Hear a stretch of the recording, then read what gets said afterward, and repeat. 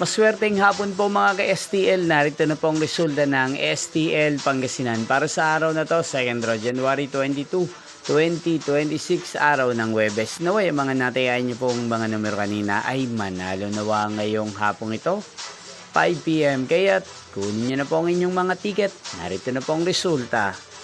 Ang mga numerong nanalo sa STL Pangasinan ngayong hapong ito, January 22, 2026, 5 PM, second row result, 22 at 2. In exact order again, 22 at 2.